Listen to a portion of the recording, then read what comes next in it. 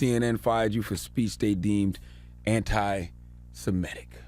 Why? Yeah, I don't know.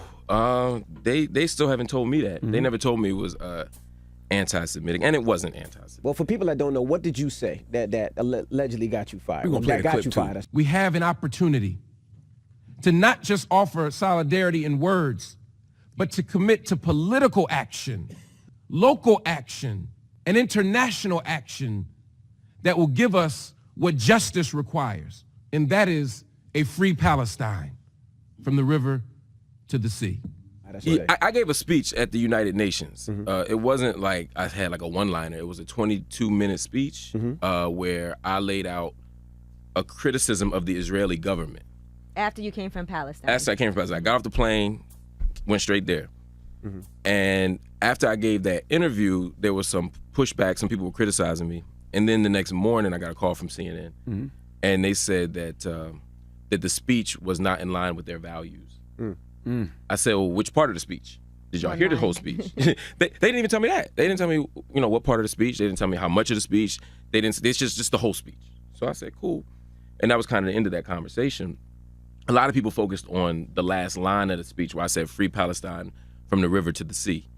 There comes a point in your life and in your work where you have to take a principled stand, and some people aren't going to agree with you. Right. I stand with a firm critique of Israel. I stand in solidarity with Palestinian people, and I also stand against anti-Semitism. Those aren't competing claims.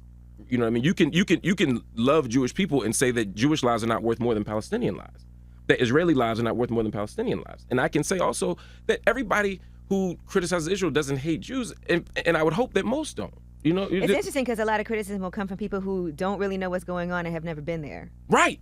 And when you go there and you're walking through a place like Isawiya, and I'm watching an 80-year-old man have to pull down his pants at a checkpoint.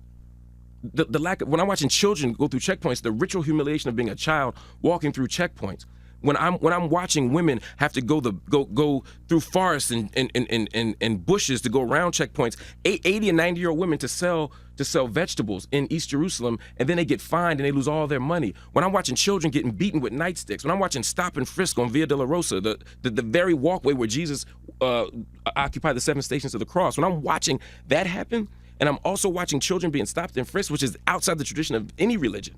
When I'm watching people being killed and maimed, and I'm watching this, there's no way I can see that and not speak out against it. Right.